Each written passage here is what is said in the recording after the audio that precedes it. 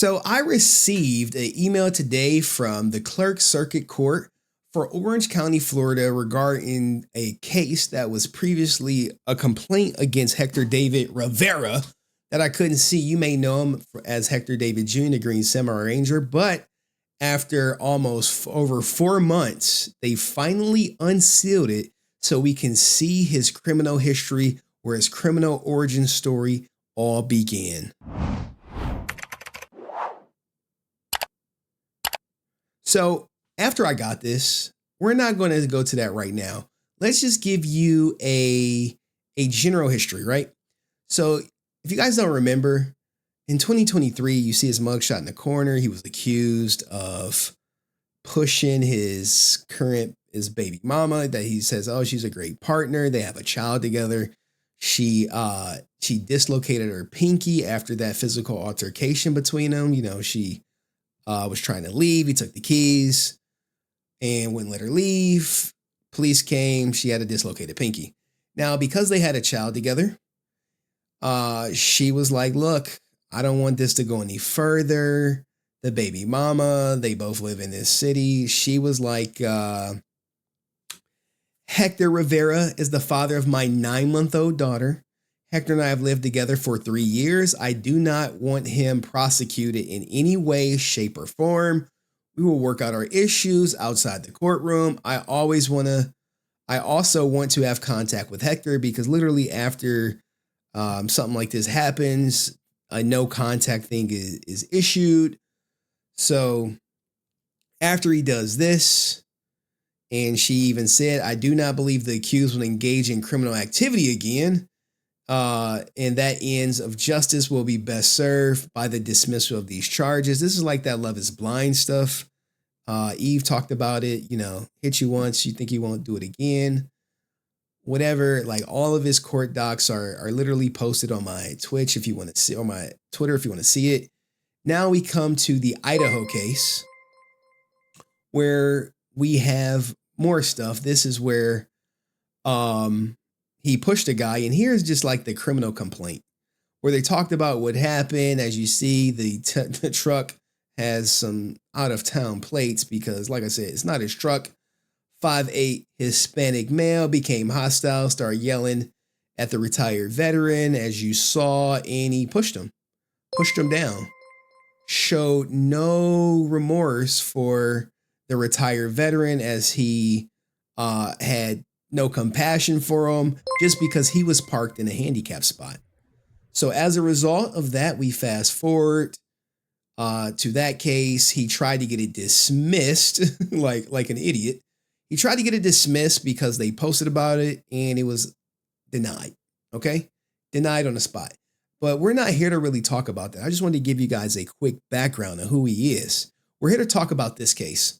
This is Hector David Rivera's criminal origin story, or the longest record that I could find. It started in 2016. And what it says is, you know, the 29th day of December 26, 2016, in the county, in said county, Hector violated this statute, committing battery upon a woman. We now know this is a woman. In furtherance of said battery, the said defendant actually and intentionally touched or striked a woman against her will. The victim or did intentionally cause bodily harm to this woman. And when you see this case of what he did to this woman, maybe you'll have a clearer picture. And if you guys don't remember, he did plead not guilty. He was like, oh, no, I'm not guilty of this, even though you're going to see the woman wanted to press charges, and she had a witness. And then, like the coward that he is, he failed to appear. They ended up putting out like a warrant for his arrest for his failure to appear. And later on, like, you know, here is the report. And he would just pay basically, I believe, what, $500?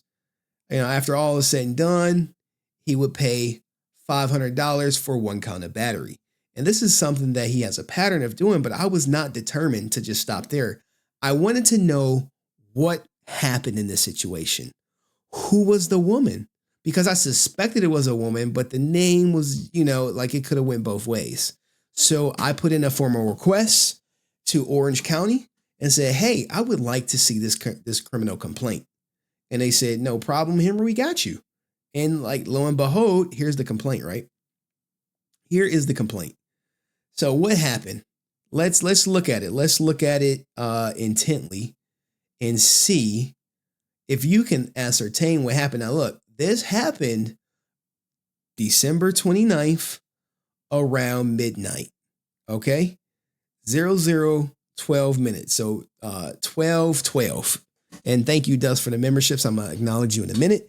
And at the time, Hector was 27 years old. Keep that in mind. This is a 27-year-old guy, 5'8", 160, brown hair, Hector Rivera David. And you like, what the hell happened at midnight in 2016 to start his origin story against a woman?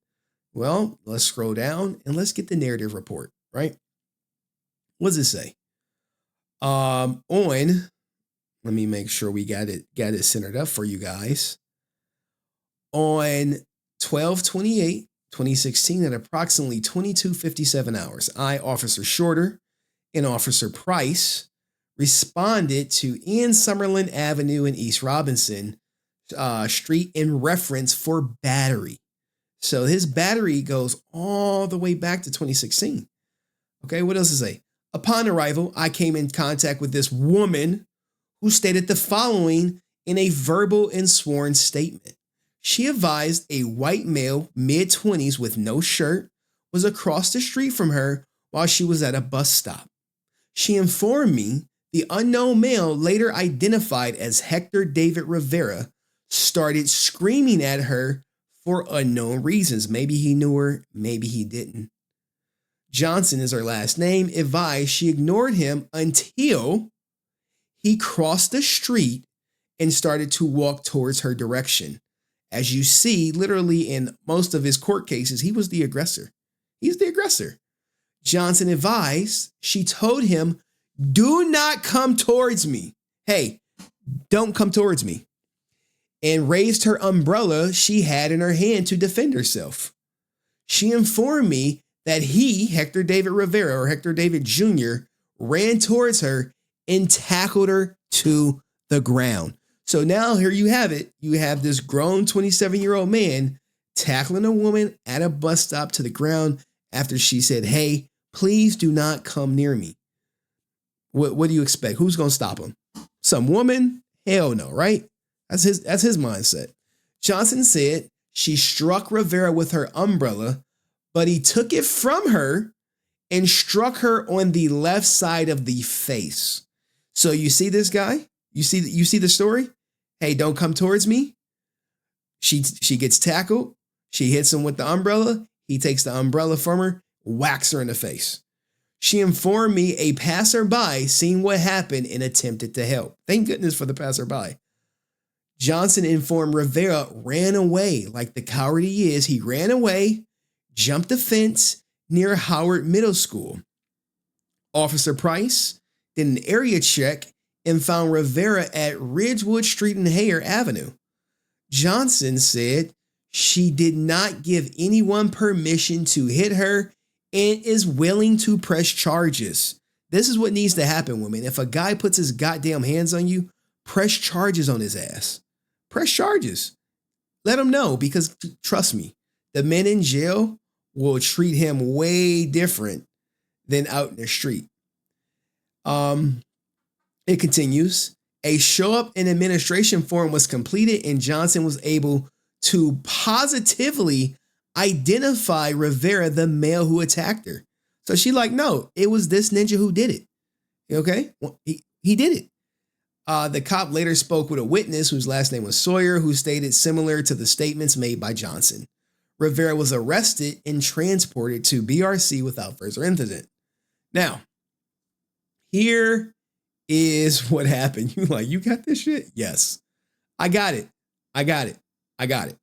All right. So as you can see, she's at this bus stop right here. Right there. Hopefully you can see it. Here, I can make it a little bigger for you.